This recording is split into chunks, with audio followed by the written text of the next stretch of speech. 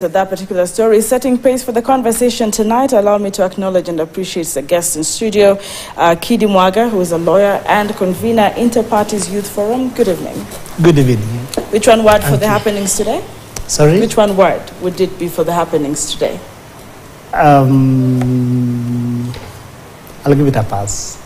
You give it a pass? You don't have one word to generalize this moment. Thank you very much, Kidi. Odoyo Owidi, who is a political analyst. It's very good to have you in studio. Good evening. Thank you. It's another time you are hosting me. Quite a pleasure.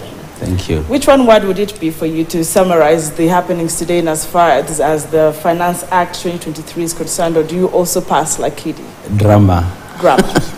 Thank you very much. And welcome. I hope you will, of course, also shed some more wisdom into the conversation. We also have a lawyer in studio, Duncan Gachagua. It's been a while. Good evening. Good evening, Anki. Which one word would work for you to describe the events of the day?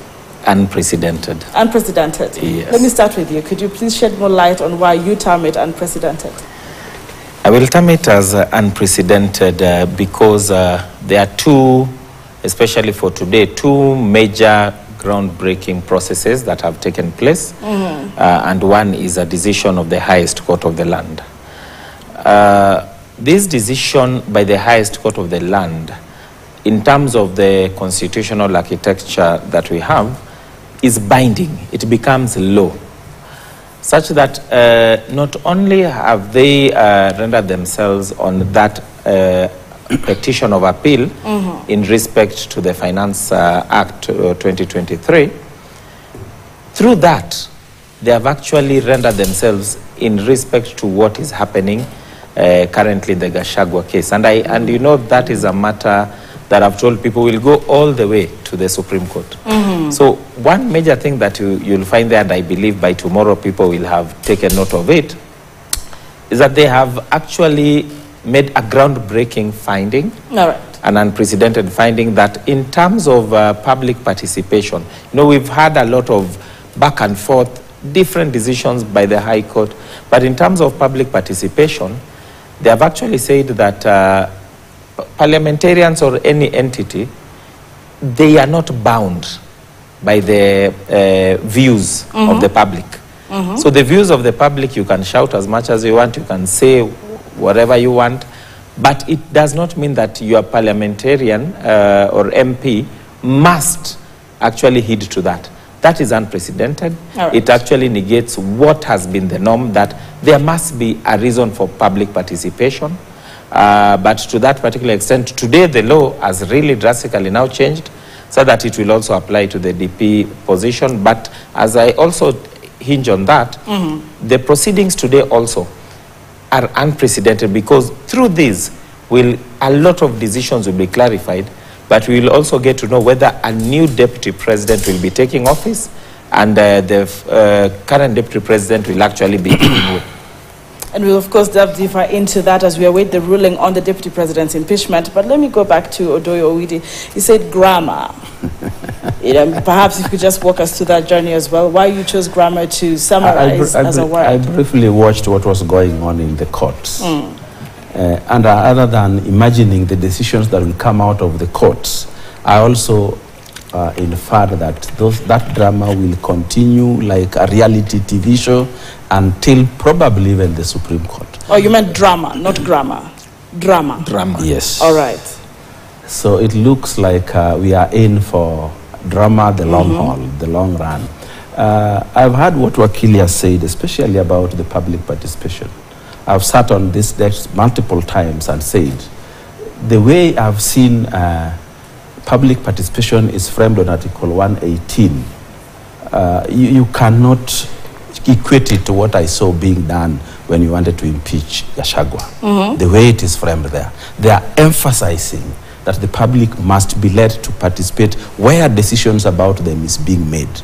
But there is nowhere, anywhere, even in any article, where it is clear that data must be picked from there, and that data is binding to the decision-making organs or the legislative assemblies that it affects.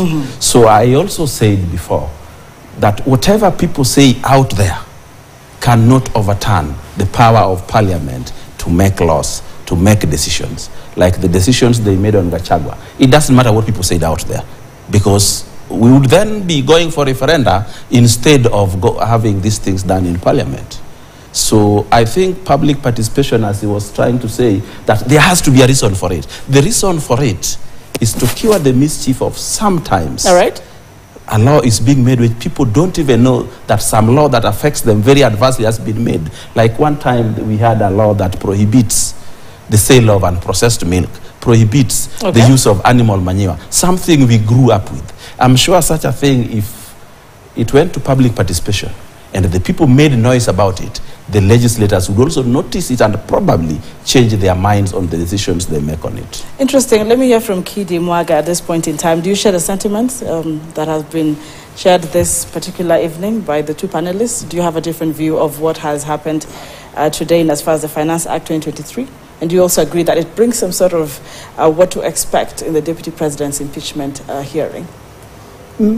Anki, I am a big believer in Article 10 of the Constitution, where public participation is domiciled primarily as a national value and principle of governance. I believe that then it was put there, public participation was put in Article 10, not for purposes of any decorative value, but then it should help us or guide us when we are dealing with matters of our governance. And so I'm a little disappointed that the Supreme Court has not appeared to be consistent in how it has arrived on the decision regarding public participation. We were here when the Supreme Court had a chance to pronounce itself on the BBI, and I think that it arrived at a different finding from the finding it has arrived at today. So we are still looking forward to the Supreme Court as the highest court in the land, as the Senior Okach said. And the distinction, by the way, between Senior Okach and myself is that Senior is an advocate of the High Court, I'm not. So I think his interpretation of the law might be more apt. Okay. But this we must say, that we hope that the Supreme Court, as the highest court of the land, should give us a bit of consistency. I remember when we were still much younger people in law school, and our lecturers were scathing in their attack of the Supreme Court determination in the Raila Odinga case of 2013. Raila Odinga and another versus IEBC and two others.